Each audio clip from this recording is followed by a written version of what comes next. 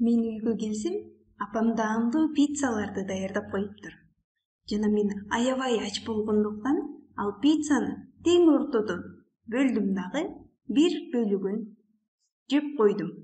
Мен ошондо бул пиццанын кандай бөлүгүн жедим?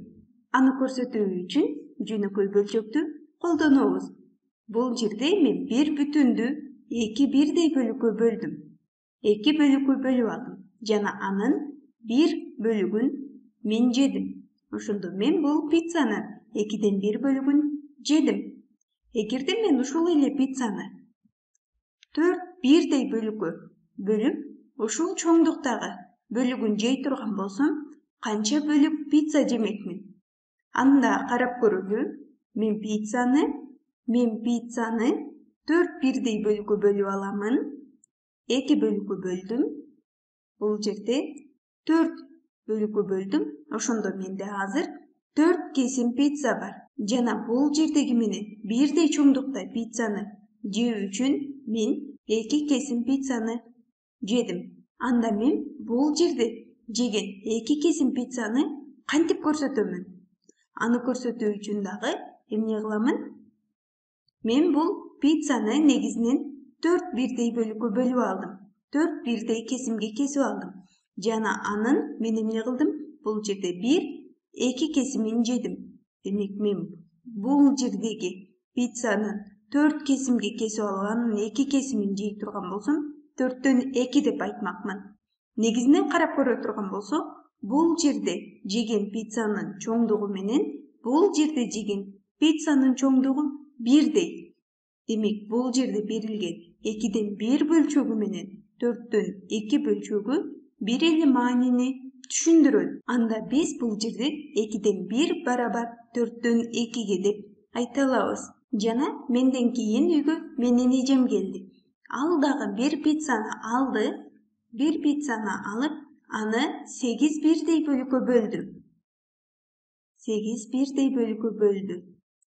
Демек 8 бирдей бөлүккө бөлүп алалы. Бул жерден жана бул жактан бөлүп алалы.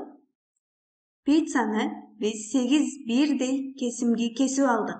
Жана анын 1 кесимин, 2 кесимин, 3 кесимин, 4 кесимин эжем жеди. Анда бул жерде эжем пиццанын кандай бөлүгүн жеди? Аны да көрсөтүү үчүн жөнөкөй бөлчөктү колдонобуз.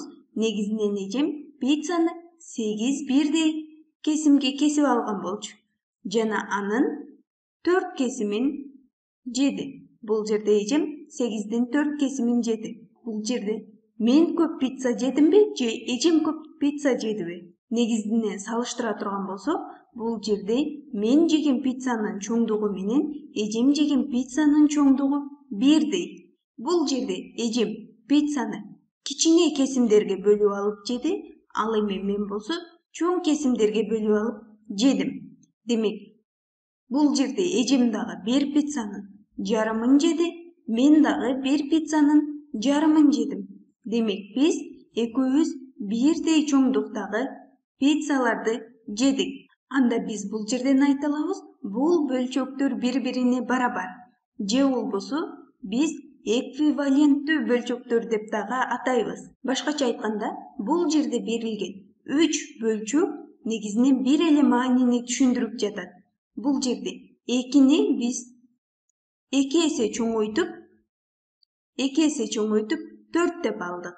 Анда биз ал бөлчөктүн алымын дагы 2 эсе чоңойтуп 2 деп алдык. 1ди 2 эсе чоңойтсо 2. Бизде сандар гана өзгөрүп жатат, а бирок негизги маани өзгөргөн жок. Бул жерде дагы карап көрө турган болсок, биз 4тү дагы 2ге чоңойтуп алдык. 4тү 2ге көбөйтсө 8. Анда ал бөлчөктүн алымындагы санды дагы 2ге көбөйтүп алдык. 2ни 2ге көбөйтсө 4.